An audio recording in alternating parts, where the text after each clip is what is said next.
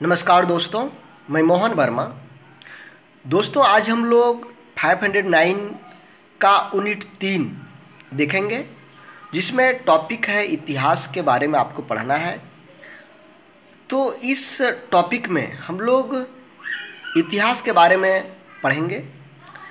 इसके अंत में जो टॉपिक है इतिहास का महत्व या इतिहास क्यों ज़रूरी है और इतिहास के विभिन्न स्रोत बहुत इम्पोर्टेंट हैं, उसे ज़रूर आप देख लें। वीडियो को अंत तक देखें, तब आपको समझ में आएगा। दोस्तों, अब समय कम है, आप पूरी बुक को पढ़ने में असमर्थ हो जाएंगे, इसलिए अभी सारांश देखें। सारांश में आपका बहुत कुछ है। सारांश से आप सभी प्रश्नों को लिख सकते हैं, एक भी प्रश्न आपका छूटने वाला नहीं रहेगा। चलिए हम लोग देखते हैं। सबसे पहले है इतिहास का अर्थ।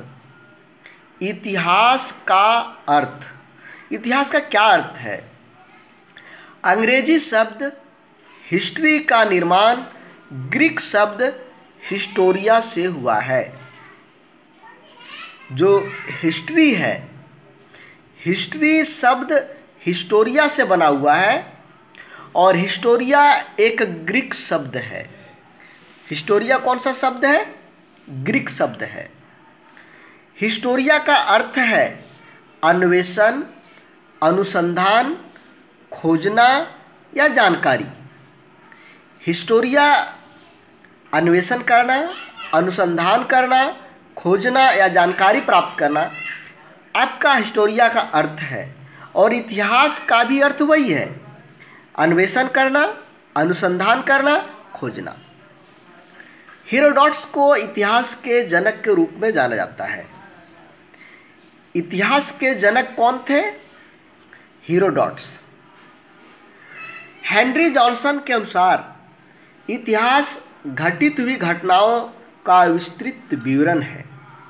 हेनरी जॉनसन के अनुसार जो घटित हुई घटनाएं हैं, जो घटना घट चुका है, उस घटना का विस्तृत विवरण इतिहास है। क्या कहा कि घटी हुई घटनाएं, यानी जो बीत गया घटना, उस बीते हुए घटना का विस्तृत विवरण इतिहास है हेनरी जॉनसन के अनुसार। प्रोफेसर रेनियर के अनुसार इतिहास समाज में रहने वाले मानवों की कहानी है। प्रोफेसर रेनियर कहते हैं कि इतिहास जो है समाज में रहने वाले मानवों की कहानी है, इतिहास आदमियों की कहानी है।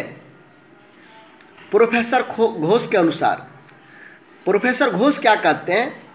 इतिहास हमारे परिपूर्ण भूतकाल का आलेख और वैज्ञानिक अध्ययन है।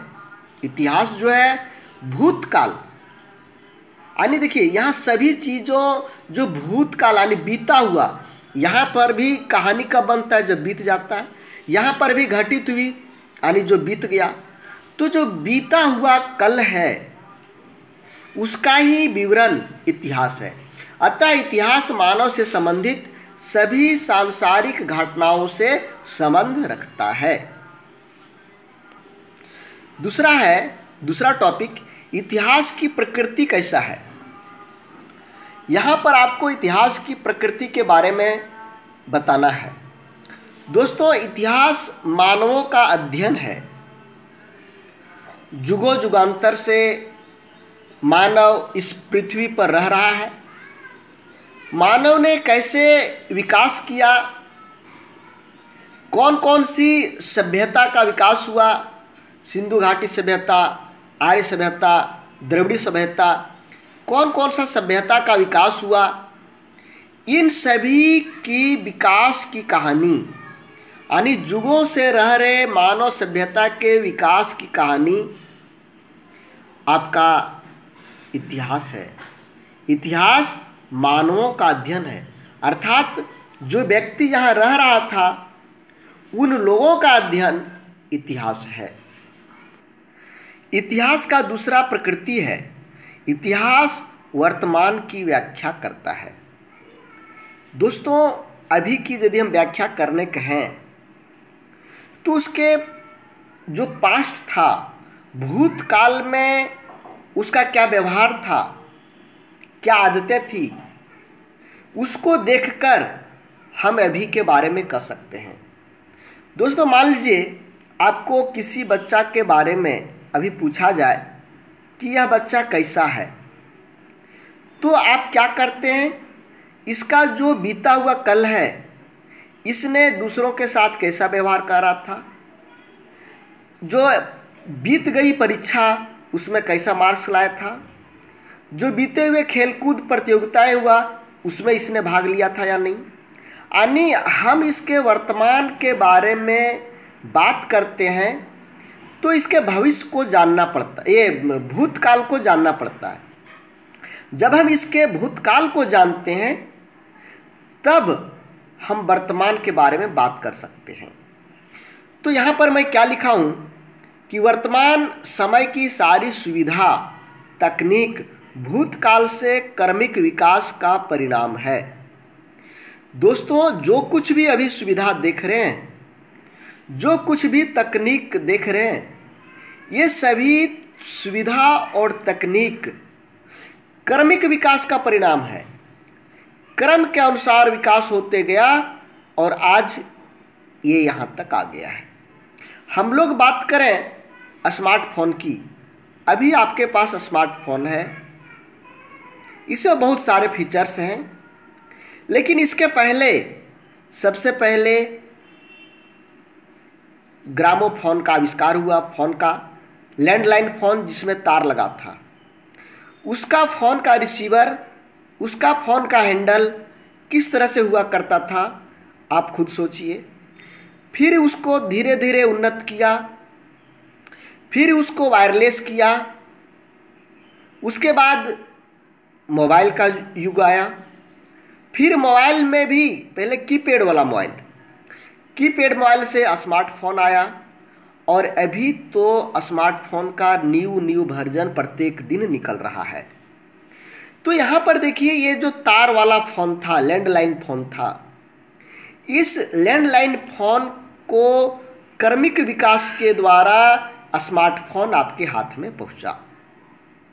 अभी आपके पास जो तरह तरह के गाड़ियाँ देख रहे हैं, एक से एक लग्जरी गाड़ियाँ, ये क्रमिक विकास का परिणाम है।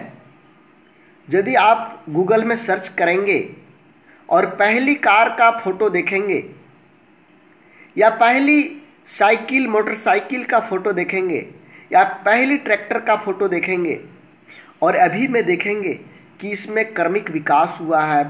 विकास होते होते आज का ये नया मॉडल है। आने वाले दिनों में भी इसमें और बदलाव होगा और नए स्टाइलिश आएंगे। तो जो कुछ भी सुविधा है, तकनीक है, यह क्रमिक विकास के कारण हुआ है। यानी वर्तमान का समय भूतकाल से उत्पन्न हुआ है। उदाहरण, आज की यातायात के लिए पहिया का विकास, जो आज गाड़ी घोड़ा में पहिया लगाते हैं, बस में, मोटरसाइकिल में ये पहिया जो लगा है, इसका विकास हो सकता है लोगों ने लुढ़कते हुए लठ को देखा होगा, लकड़ी के टुकड़े को देखा होगा, फिर उससे काटा होगा, फिर इसी तरह से क्रमिक विकास होते होते आज आपके पास एक से एक टायर आ चुका है, ट्यूबलेस पहिया आ चुका है, बहुत तरह के आ चुके हैं। तो इतिहास की प्रकृति हुई, इतिहास मानवों का अध्ययन है, इतिहास वर्तमान की व्याख्या करता है। आगे देखते हैं दूसरा, ऐतिहासिक घटनाएं सतत एवं युक्ति संगत है। यह तीसरा टॉपिक है। कोई भी घटना जो होता है, इतिहास की जो भी घटना है, वह घटना एकाएक नहीं होता है। इसके पहले कोई न कोई घटना घटा रहता है, इसके पहले कोई न कोई घटना घटा हुआ रहता है, तभी कोई एक बड़ा घटना घटती है। जैसे हम लोग बात करें 1857 की क्रांति का, 1857 की क्रांति, स्वतंत्रता आंदोलन, इसके बारे में हम लोग बात करते हैं। तो स्वतंत्रता आंदोलन का एक मुख्य कारण 1857 का क्रांति था। 1857 क्रांति होने का जो मुख्य कारण था, आपका राइफल जिसमें गाय और सूअर की चर्बी वाले कारतूस हुआ करता था, इसके चलते विद्रोह पनपा। इसके पहले भी इंग्लैंड के लोग भारत आए, यहाँ पर शासन करने शुरू हुआ। तो एक जो कोई भी घटना है, वह घटना एक दूसरे से रिलेटेड रहता है, उसके बाद ही कोई न कोई घटना होता है। एकाएक कोई घटना घटती ही नहीं, यानी सभी घटनाएं पहले की घटनाओं पर आधारित रहता है। कोई भी आप घटना ले लीजिए, वह घटना पहले के कोई न कोई घटना पर आधारित रहता है, जुड़ा हुआ रहता है। क्रमशः नई घटनाओं पूर्व में घटित घटनाओं के जीवित खंडों से अंतर्बद्ध और परस्पर अधीन घटनाओं के साथ ही उभरती है और प्रगति करती है। उदाहरण के लिए हमने यहाँ 1857 की सैन्य विद्रोह लिया। पूर्व की घटना हुआ नई राइफल का कारतूस, और उसके बाद का यानी नई राइफल के चलते 1857 की क्रांति हुई, और इसके बाद स्वतंत्रता आंदोलन हुआ। तो स्वतंत्रता आंदोलन इससे जुड़ा, इससे ये जुड़ा। अब चौथा टॉपिक है इतिहास भूतकाल तथा वर्तमान के मध्य कभी न समाप्त होने वाला संवाद है। देखिए, जो इतिहास है, यह इतिहास एक ऐसा संवाद है, एक ऐसा बातचीत है जो कभी समाप्त होने वाला नहीं है। हमें भूतकाल का ज्ञान नहीं था। क्या उस समय का कोई व्यक्ति अभी जीवित है जो हमको बता सके कि अकबर ने इसके साथ में युद्ध किया था? हमको उस समय का कोई व्यक्ति जीवित नहीं है, न हम उस समय जीवित थे जो हम उस समय का जानकारी को बता सकते हैं। तो हमें भूतकाल का ज्ञान नहीं था, और प्रत्येक इतिहासकार अतीत का हिस्सा खोजकर या तो नई जानकारी जोड़कर या फिर नई व्याख्या देकर हमें वास्तविकता के ओर अधिक निकट लाने का प्रयास करता है। अब यहाँ पर क्या होता है कि इतिहासकार लोग जो अतीत का हिस्सा है, इसको खोजते हैं, उस हिस्से में नई जानकारी जोड़ते हैं या फिर नई व्याख्या करते हैं और हमें वास्तविकता के बारे में बताते हैं। अभी प्रतिदिन नई नई खोज हो रहा है। आज आप कह रहे हैं हड़प्पा में ये मिला था, कल पता चलेगा नहीं कुछ और मिल गया। कोई दूसरा इतिहासकार आएगा, उसको कुछ नई जानकारी देगा, वो नई जानकारी को जुटाएगा। तो यह तो प्रक्रिया चलते रहता है, यह रुकने वाला प्रक्रिया है नहीं। यह एक कभी समाप्त होने वाला संवाद नहीं है। भविष्य के अनुमान के उद्देश्य से भूतकाल की व्याख्या इतिहास है। दोस्तों, यदि भविष्य में क्या होने वाला है यह यदि जानना चाहते हैं तो आपको भूतकाल में जाना पड़ेगा।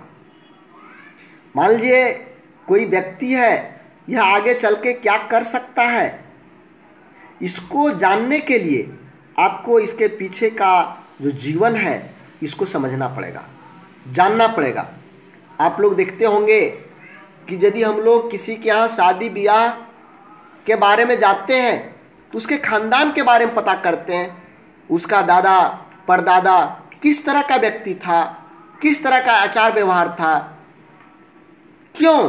क्योंकि उनके आचार व्यवहार से हम आने वाले भविष्य की बारे में जानकारी या भविष्यवाणी कर सकते हैं।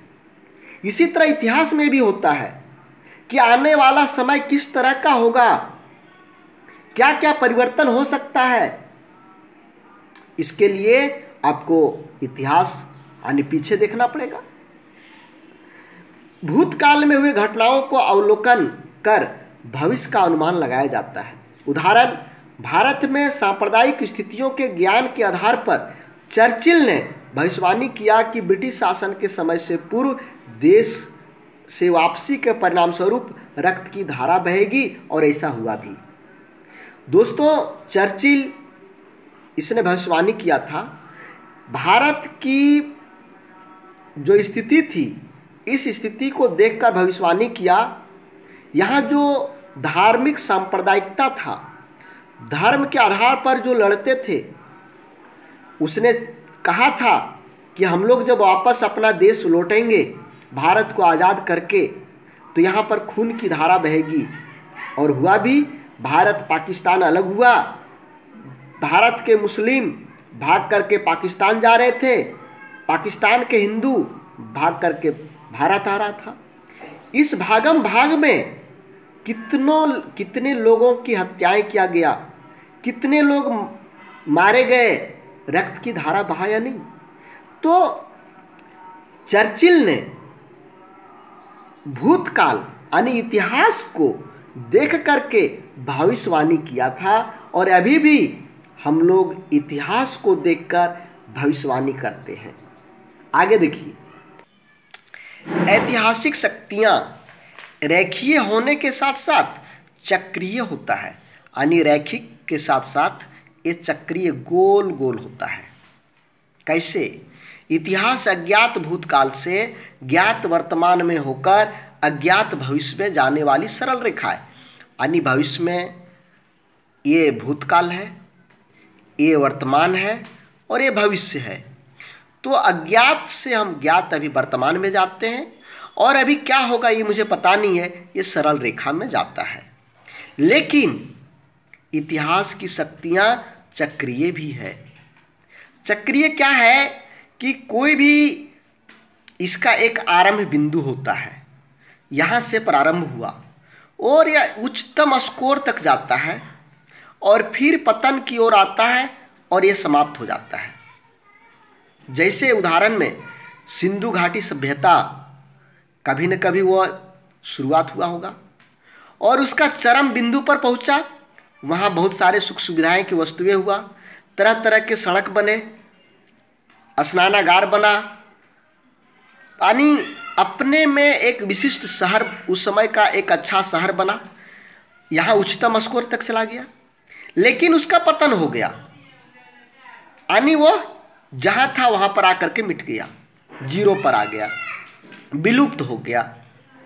तो यही चक्रीय हुआ, शून्य से चला फिर ये शून्य पर आ गया, चक्रीय हुआ। तो ऐतिहासिक शक्तियाँ चक्रीय होता है, जिसका उत्थान होता है वो निश्चित रूप से उसका पतन भी होता है।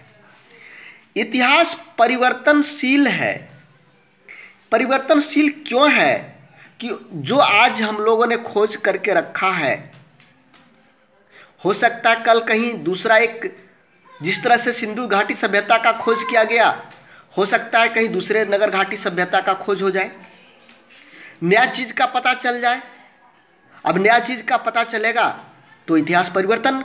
हम लोग कह रहे थे कि भारत में केवल सिंधु घाटी सभ्यता है, अब पता चलेगा एक और नदी घाटी सभ्यता यहाँ पर था। तो इतिहासकार अतीत के हिस्से को खोजते हैं, नई जानकारी को जोड़ते हैं या फिर नई व्याख्या करते हैं और हम लोगों को वास्तविकता बतलाने का कोशिश करते हैं। दोस्तों, मेरा दो यूट्यूब चैनल चलता है।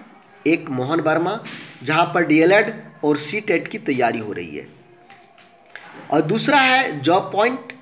यहाँ पर आपको PDPT ब्रिज कोर्स की तैयारी हो रही है और रेलवे का तैयारी आपका यहाँ पर मिलेगा। ये मेरा व्हाट्सएप नंबर है। यदि आप नोट्स लेना चाहेंगे जो आपका एग्ज़ाम के लिए बहुत ही हेल्पफुल होगा, यहाँ पर संपर्क कर सकते हैं। अब जो ये अगला टॉपिक है, बहुत ही महत्वपूर्ण टॉपिक है, सामाजिक विज्ञान में इतिहास का महत्व। सामाजिक विज्ञान में इतिहास का क्या महत्व है? पृथ्वी पर मानवता के पोषण और शांतिपूर्ण जीवन के लिए विश्व के छोटे बड़े देशों के बीच परस्पर सद्भावना और सहमति होना आवश्यक है। दोस्तों, यदि आप शांतिपूर्ण विश्व की कामना करते हैं तो विश्व का जो छोटा बड़ा देश है, चाहे वह छोटा देश हो या बड़ा देश हो, एक दूसरे के बीच परस्पर सद्भावना और सहमति होना आवश्यक है। जब आप सहमति होना चाहते हैं, सद्भावना व्यक्त करना चाहते हैं, तो इसके लिए आपको एक दूसरे को जानना जरूरी है।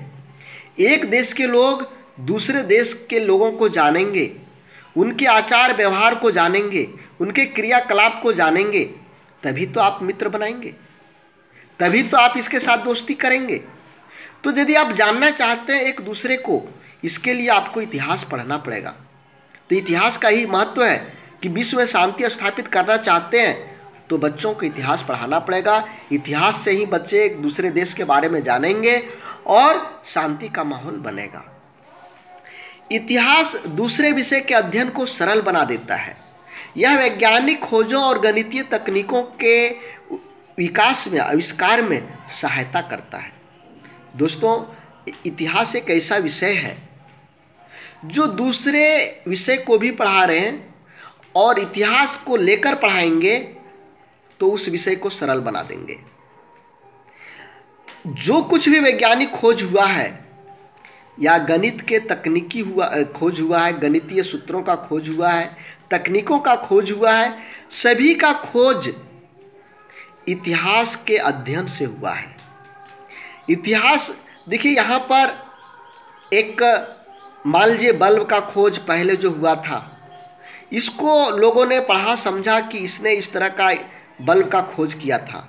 अब इसको नए मॉडल में लाने के लिए, नए तकनीक को लाने के लिए उसे पढ़ना पड़ेगा, तभी वह आगे इसका और अच्छे ढंग से विकास कर सकता है। आगे देखिए, इतिहास शिक्षण से छात्रों में नैतिक मूल्यों का विकास होता है। दोस्तों, यदि बच्चों में आप नैतिक मूल्य का विकास करना चाहते हैं तो इसके लिए आपको इतिहास का शिक्षण अधिगम करना पड़ेगा। यह बाल मस्तिष्क में सही और गलत के नैतिक मूल्यों का बीजारोपण करता है। बच्चों में क्या सही है, क्या गलत है, इसका अनुमान लगाने के लिए इतिहास के बातों को, इतिहास की कहानियों को जानना समझना पड़ता है। यह हमारे बालकों में देशभक्ति की भावना, देश प्रेम की भावना का विकास करता है। यदि बच्चों में देश प्रेम, देशभक्ति, एकता, अखंडता की बातें आप करना चाहते हैं, बच्चों में एकता की भावना का विकास करना चाहते हैं, देश प्रेम की भावना का विकास करना चाहते हैं, तो इसके लिए आपको इतिहास पढ़ाना पड़ेगा, इतिहास दिखाना पड़ेगा, तभी वह वास्तविक में देशभक्ति की भावना, देश प्रेम की भावना को जान और समझ सकेगा। अगला टॉपिक है, इतिहास शिक्षण महापुरुषों के कार्यों के अध्ययन में बालकों की रुचि उत्पन्न करता है। जब आप इतिहास के बारे में बताएंगे, स्वतंत्रता आंदोलन के बारे में बताएंगे कि महात्मा गांधी स्वतंत्रता आंदोलन के एक प्रमुख नेता थे, इन्होंने ऐसा ऐसा काम किया था। अब बच्चों के मन में ये रुचि उत्पन्न हो जाती है कि महात्मा गांधी का जीवनी कैसा था, उनका जीवन कैसा था, उसके बारे में ज़्यादा जानने की उत्सुकता पैदा हो जाती है, रुचि पैदा हो जाती है। यह रुचि उन्हें महापुरुषों के जीवन का अध्ययन करने में सहायता करता है। जब महापुरुषों का जीवन का अध्ययन करेगा तो बच्चों में उच्च आदर्शों और उच्च मूल्यों का समझ का विकास होता है, समझ पाते हैं, उनके आदर्शों को ग्रहण कर पाते हैं, उनके मूल्यों पर चलने का प्रयास करते हैं। उसके बाद आता है इतिहास अध्ययन। अन्य देश काल में लोगों ने सत्य, न्याय और व्यक्तिगत उत्तरदायित्वों का निर्वाह करने संबंधित मूलभूत प्रश्नों का सामना कैसे किया, सत्य के लिए लोगों ने क्या किया, न्याय के लिए क्या किया, व्यक्तिगत उत्तरदायित्वों का निर्वाह किस तरह से किया, इन सभी प्रश्नों का उत्तर जानने के लिए आपको इतिहास को समझना पड़ेगा। इतिहास जब पढ़ेंगे तभी सत्य के लोगों ने कैसा कैसा लड़ाई किया, किस तरह उसे मुसीबत आई, किस तरह से उस मुसीबत से सफलता पाया, कौन कौन से न्यायप्रिय शासक थे, किसने न्याय के लिए क्या क्या किया, ये सभी आपको इतिहास के द्वारा समझने को, देखने को मिलेगा और वर्तमान में उपस्थित इन्हीं मुद्दों पर चिंतन करने में मदद करता है। यह हमारे बालकों की स्मृति, कल्पनाशीलता और तर्क शक्ति प्राप्त करने में सहायता करता है। दोस्तों, यदि बच्चों में स्मृति का विकास करना चाहते हैं, कल्पनाशीलता का, सृजनशीलता का विकास करना चाहते हैं, तर्क शक्ति का विकास करना चाहते हैं, तो आपके लिए इतिहास बहुत ज़रूरी है। आगे चलिए, एक और टॉपिक छूट रहा है सर, उसको हम लोग पूरा करते हैं। दोस्तों, यह जो टॉपिक आप देख रहे हैं, यह टॉपिक बहुत ही इम्पोर्टेंट है।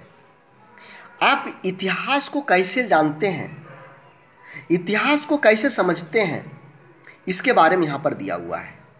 दोस्तों, हम यदि 500 साल पहले की बात करें, 5000 साल पहले की बात करें, 10,000 साल पहले की बात करें, उस समय का कोई आदमी तो जीवित नहीं है।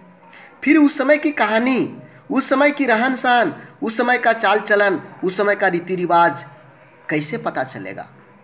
तो इतिहास को समझने का जो ऐतिहासिक पद्धति है या इतिहास का जो विभिन्न स्रोत है, उस विभिन्न स्रोत से हम उस समय का जीवनयापन, समाज, बहुत सारे चीज़ों के बारे में जानकारी स्पष्ट करते हैं। तो इतिहासकार अतीत की घटनाओं की स्पष्ट जानकारी प्राप्त करने के लिए सदैव विभिन्न स्रोतों पर निर्भर रहते हैं। इन स्रोतों को हम लोग एक वास्तुशिल्पी स्रोत, साहित्यिक स्रोत और तीसरा मौखिक परंपरा के रूप में बांटते हैं। वास्तुशिल्पी स्रोत मतलब हो गया इमारत, चित्र, बर्तन, भित्ति चित्र तथा प्राचीन वस्तुएं, सिक्कों के अध्ययन से संग्रहित मुद्रा विषयक साक्ष्य, पुरालेख में शामिल पत्थरों, स्तंभों, चट्टानों, ताम्रपत्रों, भवन की दीवारों, पक्की ईंटों की ये मोहरें तथा चित्र। दोस्तों, आप देखेंगे इमारत, मान लीजिए लाल किला या फिर ताजमहल। जब आप लाल किला के बारे में जानेंगे, लाल किला घूमने के लिए जाएंगे और इसको देखेंगे, तो बहुत सारी जानकारियां आपको इमारत को देख करके मिल जाएगा। इमारत में बहुत कुछ आपको लिखा हुआ भी मिल जाएगा। तो इमारत के द्वारा भी हमको इतिहास की घटनाओं के बारे में जानकारी प्राप्त हो जाती है।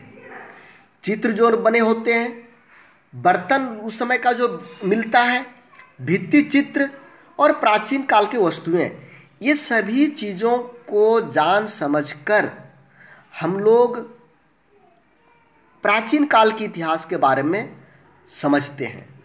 अब चलिए सिक्कों, मैं अभी का उदाहरण लेता हूँ या कोई 100 साल 150 साल पुराने सिक्का की बात करता हूँ।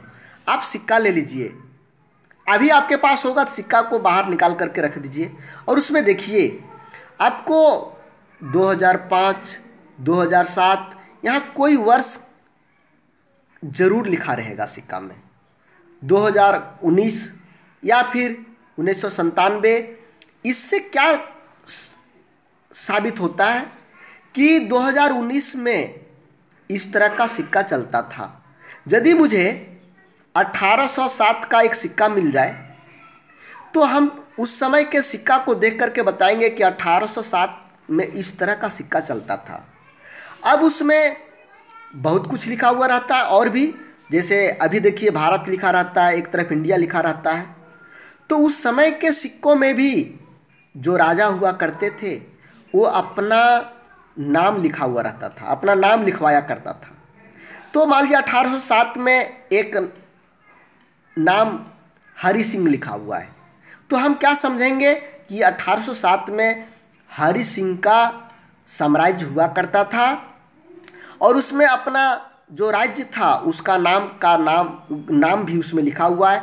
तो हम उससे पता लगाते हैं कि 1807 का जो राजा था हरि सिंह और इसका राजधानी या राज्य का नाम ये था। तो इस तरह से जो सिक्के मिलते हैं, इन सभी चीज़ों से हम इतिहास के बारे में जानकारी प्राप्त करते हैं। जो पत्थर की मोहरें मिला गया है, जो पूरा लेख यानी पत्थर में जो लोग खुदवा करके रखे हैं अपना विजय अभियान को, जो उन लोगों ने अच्छे कामों को किया, जैसे अशोक ने बहुत सारे शिलालेखों पर अपने कार्यों को खुदवा के रखा है। उसको अभी जब हम पढ़ते हैं तो अशोक सम्राट का बहुत सारे बातों को हम जान समझ सकते हैं। उसके बाद आता है साहित्यिक स्रोत यानी किताब।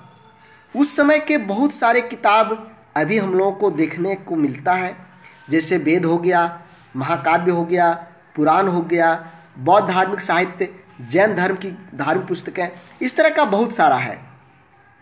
कुरान, आपका हदीस, बहुत सारा किताब है, महाकाव्य है, जिसको देख करके, जिसको पढ़ करके उस समय का जो समाज था, उस समय के राजा के बारे में, उस समय के शासन प्रणाली के बारे में हम जानकारी प्राप्त कर सकते हैं।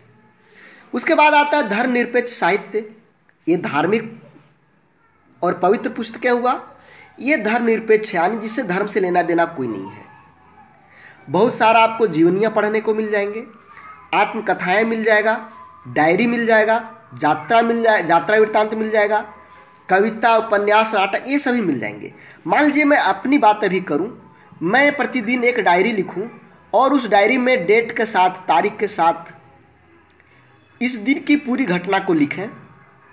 अब मैं मर गया, 500 साल बाद यह डायरी किसी को पता चले तो मेरे बारे में मैंने क्या क्या किया, कब किया, किस दिन किया, यह सब उसको पता चलेगा या नहीं।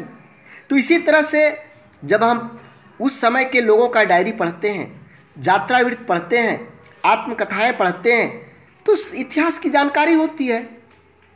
इसमें विदेशी साक्ष्य भी कुछ हैं, जैसे विदेशी यात्री भारत आया तो उन लोगों ने भारतीय सभ्यता, संस्कृति, रहन सहन, शासन व्यवस्था के बारे में बहुत कुछ लिखा। उन सभी चीज़ों को देखकर, समझकर, पढ़कर हम लोग इतिहास की जानकारी प्राप्त करते हैं। मौखिक परंपराएं, बहुत ऐसे मौखिक कहानियाँ या परंपरा चला आ रहा है।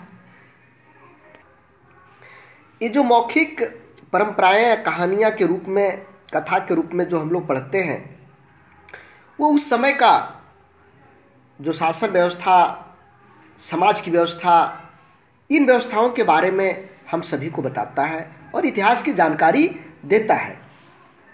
दोस्तों, यदि आपको ये वीडियो अच्छा लगा हो तो लाइक ज़रूर करें और मुझे कमेंट में बताएं कि कौन सा यूनिट का मैं फिर से एक नया सारांश आपको दूं, कौन सा कोर्स का, मान लीजिए 508 का, 509 का या 510 का, कौन सा यूनिट मैं आपको दूं जो आपको समझने में प्रॉब्लम लग रहा हो।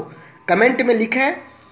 जो सबसे अधिक डिमांड में होगा, सबसे ज़्यादा कमेंट में आएगा, उस पर नेक्स्ट वीडियो मेरा बनेगा।